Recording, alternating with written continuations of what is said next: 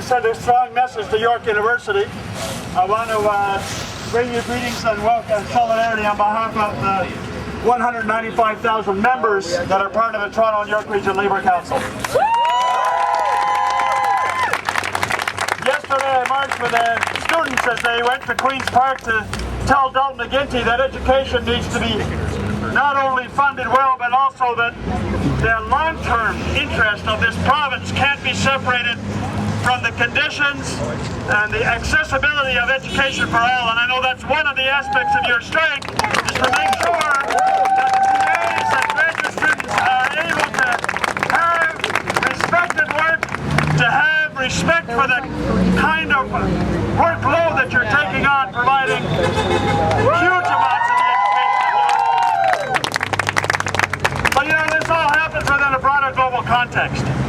And that's what I want to share with you today. We see the final end of the rule of deregulated capitalism, of a global economic model that has been creating huge disparities in our society.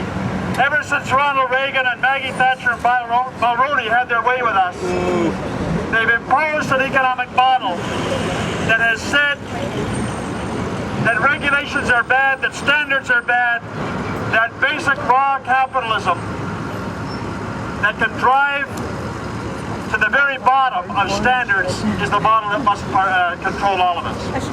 And that had a little bit of a high for a while until it came home to roost. And we've seen with the collapse of the financial markets, the huge layoffs and loss of jobs in manufacturing in the Greater Toronto area, that more and more people are saying there's something wrong with that model.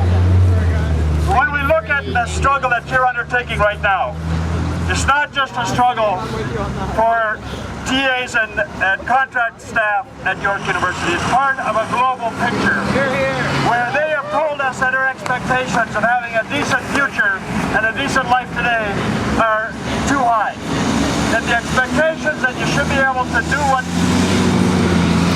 you need to do, get a decent post-secondary education, be part of a strong system that supports a future together, and get wages and benefits when you're part of that system that you can actually subsist on, that you can actually say, I have a future career in front of me that will provide a decent future for myself and my family. They keep telling us that that's unrealistic. Shame! Thank you, sir. They keep telling us that's unrealistic, and the reason that we have to fight back is because there is tremendous wealth in this society. Just last year, the level of profits reached a percentage of gross domestic product unheard of since Confederation. 14% of every dollar that was generated in Canada 2 years ago went into profits.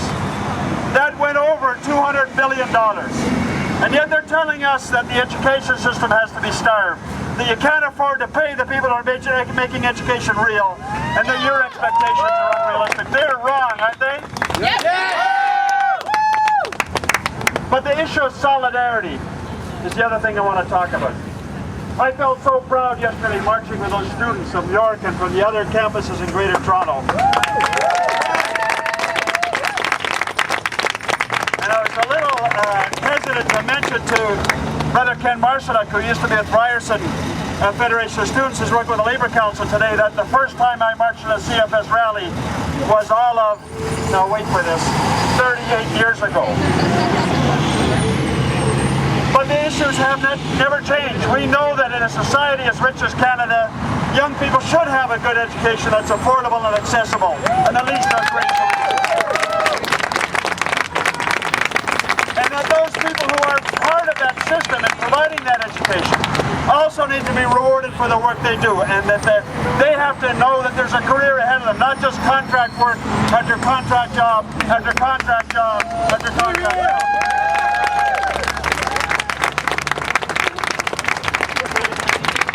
There's not a lot of difference between what's happening with people who are losing their jobs in manufacturing and earning a decent wage of $21, $22 an hour and finding the only thing they can get is a job for a 10 vacancy or a job as a contract cleaner at $9 and $10. The whole issue of marginalization and casualization of work, in my understanding, is at the central of this dispute. That York University has to become an employer that cherishes and values the work that every one of you do. You have to say there is a stable, permanent future as part of this process, and that's the thing that they have to finally come to grips with and finally say, yes, you're right, we're going to sign on the dotted line for a good future for every employee of York University. Solidarity, sisters and brothers.